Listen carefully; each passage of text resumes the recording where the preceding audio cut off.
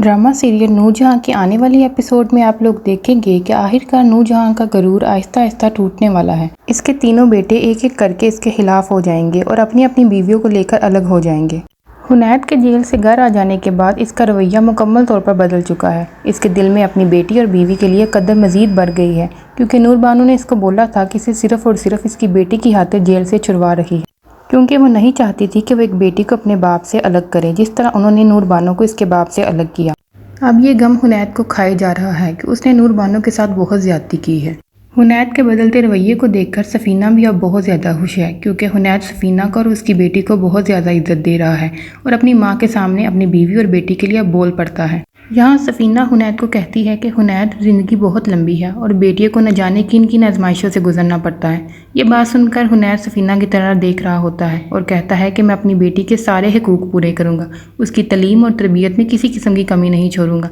चाहे इसके लिए मुझे अपनी माँ के सामने ही खड़ा होना क्यों ना पड़े। और हुनैद सफ़ीना से ये भी कहता है कि ये बात मैं बहुत अच्छी तरह जानता हूँ कि नूर मम्मा अनीसा के आने पर ज़रा भी खुश नहीं है, लेकिन मुझे इस बात से कोई फ़र्क नहीं पड़ता। वो सफ़ीना से ये भी कहता है कि मैं तुमसे वादा करता हूँ कि मैं अपनी बेटी के हक़ के लिए लड़ूंगा, चाहे इसके लिए मुझे अपनी माँ के खिलाफ ही क्यों ना होना पड़े। उधर खाने की टेबल पर माहा तो ऑफिस जा चुकी होती है और यहाँ नूर जहाँ माहा की वजह से बहुत आग बगोला हुई पड़ी है, क्योंकि माहा उसकी कोई भी बात मानती नहीं है और उसकी हर बात को इग्नोर कर देती है। और माहा के ऊपर नूर जहाँ की कोई भी चाल कामयाब नहीं हो रही है, इसलिए वो खाने की टेबल पर सफ़ीर को कहती है कि माहा को बोलो जॉब छोड़ दे,